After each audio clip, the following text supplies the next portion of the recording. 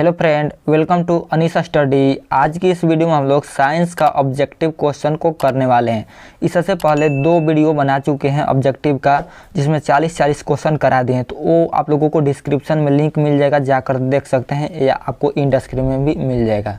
तो आप लोगों को ये सारे क्वेश्चन देख लेते हैं सारे वीडियो। तो सारे क्वेश्चन अगर देख लेते हैं तो मैं आप लोगों को कहता हूँ कि 30 से 35 क्वेश्चन आप लोगों को डायरेक्ट लड़ जाएंगे, आपको सेम टू सेम पूछे जाएंगे। क्वेश्चन कहाँ से नया नया लाता है।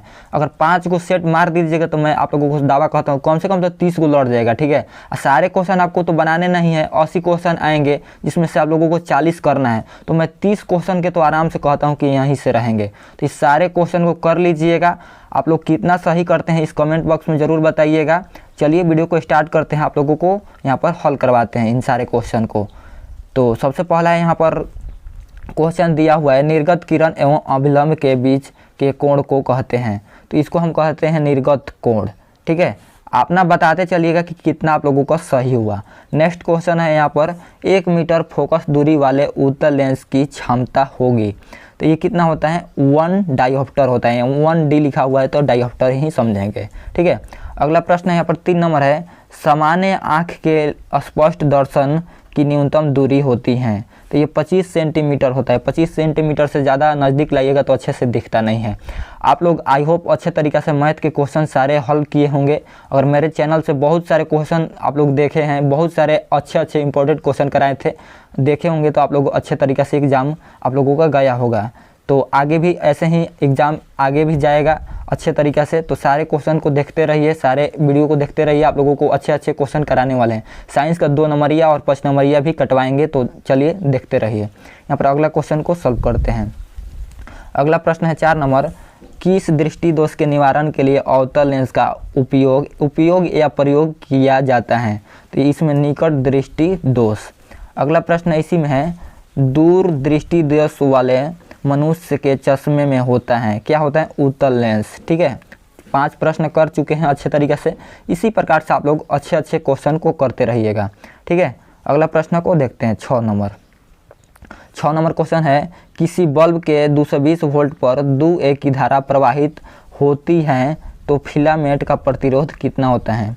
तो ये आप लोगों को यहाँ पर 220 है ना, तो 2 से यहाँ पर 2A दिया है तो इससे भाग दीजिएगा तो इसका आधा हो जाएगा यानी कि 110 ओम हो जाएगा। ये ओम का यहाँ पर संकेत दिया हुआ है, यानी कि चिन्ह।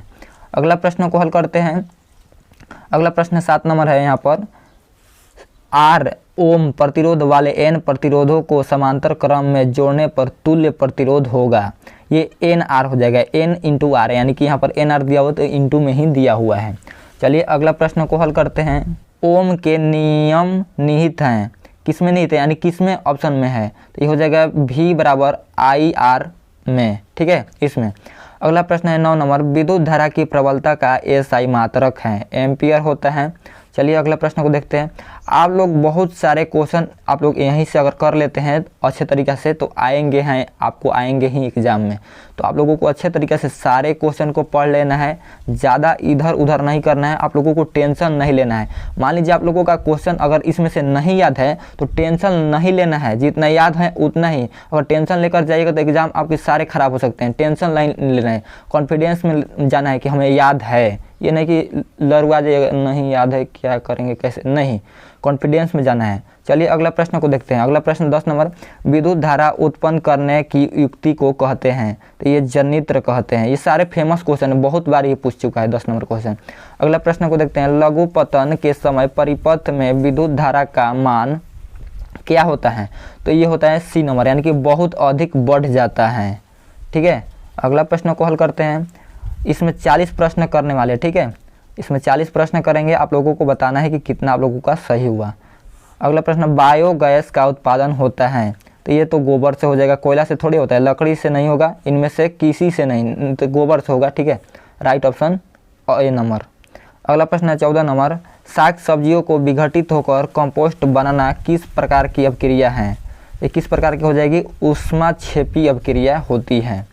अगला प्रश्न को पढ़ते हैं 15 नंबर। 15 नंबर है, निम्न में कौन सा उत्पाद लेड नाइट्रेट को गर्म करने पर प्राप्त होता है। तो कौन सा हो जाएगा, तो ये हो जाएगा आप लोगों का D नंबर ऑप्शन, NO2 और O2, यानी कि डी नंबर ऑप्शन। अगला प्रश्न पढ़ते हैं। अगला प्रश्न क्या है, निम्न में से कौन सही है।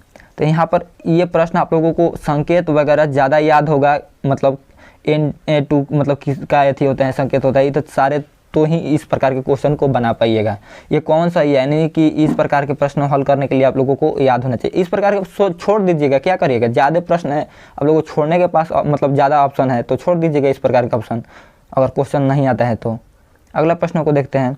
सारे प्रश्न थोड़े बनाने हैं आपको। निम्नलिखित में कौन विजातीय यौगिक हैं, तो ये हो जाएगा प्लास्टर ऑफ पेरिस।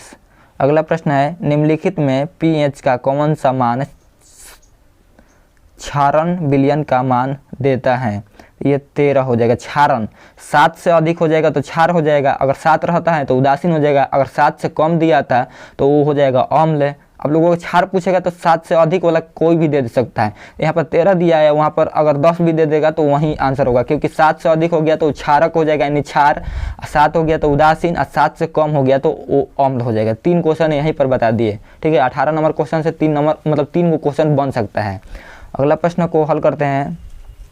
अगला प्रश्न क्या कहता है, सोडियम क्लोराइड के जलीय विलयन से विद्युत धारा प्रवाहित करने पर यह वियोजित होकर सोडियम हाइड्रोक्साइड बनाता है, इस प्रक्रिया को कहते हैं, इस प्रक्रिया को कहते हैं क्लोर क्षार अपक्रिया।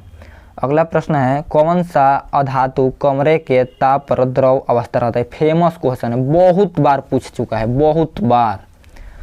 अगला प्रश्न को हल करते हैं। अगला प्रश्न है, सीसा और टीन की मिश्र धातु को कहते हैं सोल्डर। ये भी बहुत बार पूछा चुका है क्वेश्चन बैंक में उठाकर अगर पढ़े होंगे तो आप लोगों को समझ आ ही रहा होगा कि सारे क्वेश्चन प्रीवियस में कितने मिल रहे हैं इसमें से। निम्नलिखित में से किसे चाकू से काटा जा सकता है, तो ये आप लोगों को अच्छे से पढ़ लीजिएगा। लिथियम, ये आप लोगों को सोडियम भी देता है, सोडियम भी एक शायद होता है, लिथियम या सोडियम भी दे तो हो जाएगा, दोनों आंसर है। यहाँ पर लिथियम दिया हुआ है तो लिथियम मार देंगे। अगला प्रश्न है यहाँ पर 23 नंबर, इथिलीन में कार्बन कार्बन के बीच 2 अबंध मौजूद हैं, जिससे आंसर क्या हो जाएगा, एक सिग्मा पाई, एक सिग्मा और एक पाई अबंध है, ठीक है, ऑप्शन नंबर ए।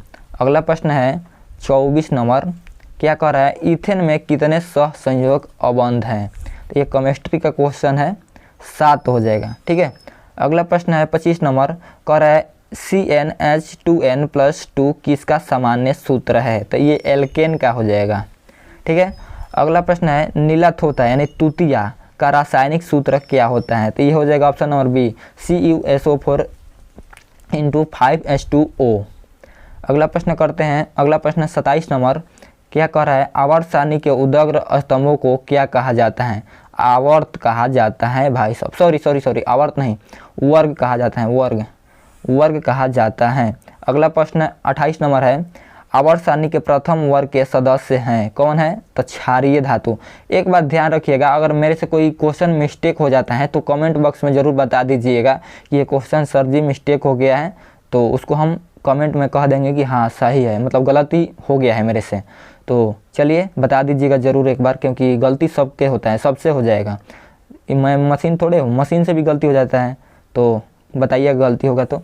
अगला प्रश्न है 29 नंबर, मनुष्य में वृक्क संबंधित हैं, किससे संबंधित है, उत्सर्जन से, वृक्क संबंधित होता है उत्सर्जन से, ये भी क्वेश्चन पूछ चुका है। अगला प्रश्न है, स्वपोषी पोषण के लिए आवश्यक है, ये भी क्वेश्चन पूछा जा चुका है, ये भी होगा CO2, क्लोरोफिल, सूर्य का प्रकाश, ऑप्शन नंबर डी हो जाएगा, कि उसके सभी दिया हुआ है, यानी कि तीनों ऑप्शन होगा तो ऑप्शन नंबर डी सभी। अगला प्रश्न है, प्रकाश संश्लेषण की प्रक्रिया में ऑक्सीजन बाहर निकलता है जल से। अगला प्रश्न को हल करते हैं। 32 नंबर क्वेश्चन क्या कर रहा है, निम्नलिखित में कौन सा पादप हार्मोन है, पादप हार्मोन आपको हो जाएगा साइटोकाइनिन। 2 तंत्रिका कोशिका के मध्य खाली स्थान को क्या कहते हैं, सिनेटिक द्वार, बहुत बार क्वेश्चन पूछे जा चुका है। अगला प्रश्न है, फूलों में नर प्रजनन अंग है, ये हो जाएगा पुंकेसर। देखिए फूलों में नर पूछेगा तो पुंकेसर हो जाएगा, अगर फूलों में स्त्री पूछेगा तो मतलब नहीं नर पूछा है तो मादा पूछेगा तो आप लोगों का स्त्रीकेसर हो जाएगा। यहाँ पर नर पूछा है तो पुंकेसर, यहाँ पर मादा पूछेगा तो स्त्रीकेसर होता है, याद रखिएगा, ठीक है। दोनों क्वेश्चन पूछता है इसलिए आप लोगों को याद रहना चाहिए। अगला प्रश्न 35 नंबर देखते हैं, द्विखंडन होता है किस में होता है, तो ये आप लोगों को फेमस क्वेश्चन अमीबा में होता है। अगला प्रश्न है यहाँ पर, ये भी कितने बार आपको 2 सेट करा दिए, मतलब उसमें भी ये क्वेश्चन मिला था 36 नंबर। डेंगू उत्पन्न करने वाले मच्छर किस जल में उत्पन्न होते हैं? तो ये हो जाएंगे शुद्ध जल में। डेंगू वाले शुद्ध जल में होते हैं। एक और होता है, वो अभी हमें याद नहीं पड़ रहा है, डेंगू वाले स्वच्छ जल में। एक और होते मलेरिया वाला, हाँ मलेरिया वाला जो मच्छर होते हैं मलेरिया उत्पन्न करने वाले, तो वो गंदा जल में रहते हैं। उसका ट्रिक भी है, मलेरिया मैल पानी में यानी कि गंदा पानी में, मलेरिया मैल पानी यानी कि गंदा पानी में रहते हैं। अब बस वो याद रहेगा तो ये ऑटोमेटिक आप लोगों को याद हो जाएगा, ठीक है। तो ये दोनों क्वेश्चन उलझे टाइप के हैं, मतलब थोड़ा सा कंफ्यूजन करने वाले, तो दोनों प्रश्न पूछता है ऐसा, तो याद करिएगा, क्योंकि ऐसा दे देगा तो फिर कंफ्यूजन हो जाएगा। याद रहेगा, याद रहते भी कंफ्यूजन हो जाएगा तो आप नहीं मार पाइएगा। तो जरूर एक बार याद करिएगा। कितने बार करा चुके हैं, कितने सेट में। निम्नलिखित में किसे आप उपभोक्ता की श्रेणी में रखेंगे? तो ये हो जाएगा जंगली जानवर को, ऑप्शन नंबर सी। अगला प्रश्न 28 नंबर, निम्न में कौन एक जैविक प्रक्रम द्वारा अपघटित होने वाला पदार्थ है? तो क्या हो जाएगा? सूखे घास पत्ते, पॉलीथीन तो नहीं होगा, प्लास्टिक की बोतल नहीं होगा, रबड़ नहीं होता है, ये आप लोगों का हो जाएगा सूखे घास पत्ते हो जाएंगे। अगला ऑप्शन को देखते हैं, मतलब अगला क्वेश्चन को देखते हैं। अगला क्वेश्चन यहाँ पर दिया हुआ है 39 नंबर। कह रहा है प्रश्न, निम्न में से कौन एक उभयलिंगी जंतु है? तो ये हो जाएगा केंचुआ। उभयलिंगी मतलब नर मादा एक ही में रहते हैं, एक ही शरीर में नर और मादा रहते हैं, उसको उभयलिंगी जंतु बोलते हैं, जिसमें केंचुआ, ठीक है, केंचुआ हो जाएगा। अगला प्रश्न पढ़ते हैं, वनों के संरक्षण के लिए निम्न में किन प्रक्रियाओं को नियंत्रित करने की आवश्यकता है? क्या हो जाएगा इसका? तो ये हो जाएगा आप लोगों को प्रश्न का आंसर बताना है, ठीक है। 40 नंबर प्रश्न का आंसर आप लोगों को बताना है, वनों के संरक्षण के लिए निम्न में से किन प्रक्रियाओं को नियंत्रित करने की आवश्यकता है? आप लोगों को यहाँ पर 4 ऑप्शन दिया हुआ है, 4 ऑप्शन में से एक ऑप्शन बता दीजिएगा। ये क्योंकि मेरे अभी यहाँ पर याद नहीं आ रहा है, तो मैं गलत मारूंगा तो आप लोगों का फिर एग्जाम गलत जाएगा तो ठीक नहीं रहेगा। मेरे अभी याद नहीं है, तो आप लोग कमेंट बॉक्स में बता दीजिएगा 40 का आंसर क्या होगा। तो आई होप आप लोग अच्छे तरीके से इसमें सारे क्वेश्चन को किए होंगे, आप लोग अच्छे तरीके से इसमें नंबर लाएंगे। आप लोगों को बताना है कि इसमें कितने प्रश्न आप लोगों को सही हुआ, बिल्कुल अपने एकदम क्या बोलते हैं सच्चाई से एकदम अच्छे तरीके से बताना है, ये नहीं कि चीटिंग करके। आप लोगों को बताना है कितने प्रश्न सही हुआ। आप लोगों को मैं दावा के साथ कहता हूँ, टेंशन नहीं लेना है। जितने प्रश्न याद हैं आप लोगों को करके जाना है कॉन्फिडेंस में, ये नहीं कि आप लोगों को सुस्ताना नहीं है, कॉन्फिडेंस में रहना है। कॉन्फिडेंस ले आप लोग कुछ भी कर सकते हैं, वहाँ पर आप लोग जितना क्वेश्चन है उतना है। लेकिन एक और बात ध्यान दीजिएगा, मान लीजिए 2 अंक स्तरीय प्रश्न लिख रहे हैं या 5 अंक स्तरीय, तो क्या करिएगा कि आप लोग मान लीजिए 2-4 प्रश्न नहीं याद है, आप लोगों को लिखना ही है, ठीक है। नहीं याद है, आप छूट रहा है, तो उसमें कम से कम 1 लाइन 2 लाइन अपने से भी उसके बारे में लिख दीजिएगा, अगर नहीं याद है तो भी। क्योंकि अगर मान लीजिए 2 अंक का प्रश्न है, कम से कम 1 नंबर भी तो मिलेगा। ऐसे छोड़कर नहीं आना है, मेरे मतलब कहने का मतलब बस यही है कि छोड़कर प्रश्न को नहीं आना है, कुछ ना कुछ लिख देना है। संस्कृत और हिंदी के लिए और भी हम जानते हैं, मतलब बताएंगे कुछ एक्स्ट्रा संस्कृत के लिए और खास हम आपके लिए रखे हैं, जो आपको उस दिन संस्कृत का एग्जाम रहेगा तो बताएंगे कैसे लिखना है। तो आप लोगों को एकदम 100% अच्छा नंबर आता है संस्कृत में, कबार के लिख दीजिएगा, हम बताएंगे ट्रिक। तो आज की इस वीडियो में इतना ही रखते हैं। 2 नंबर वाले और 5 नंबर वाले क्वेश्चन को कटवा रहे हैं, उसको जल्द ही लाएंगे, तो वो भी देख लीजिएगा। मिलते हैं नेक्स्ट वीडियो में। लेकिन इस चैनल को अभी तक सब्सक्राइब नहीं किए हैं, क्लास 10th में पढ़ते हैं तो क्या करें, चैनल को भी प्लीज़ सब्सक्राइब करिए।